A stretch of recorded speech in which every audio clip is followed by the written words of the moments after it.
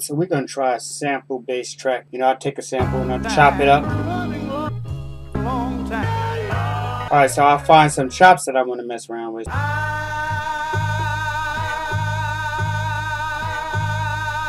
I like those. Go into warp, select, tune this up.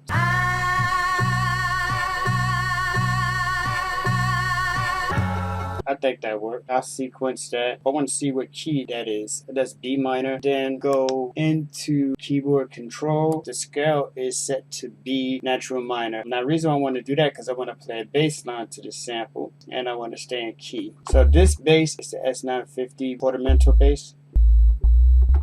I love this bass. I use it a lot. I'm going to want an intro. So I think I like that. So I want to add some drums to that. So let's just play what we got here with the intro. I'm running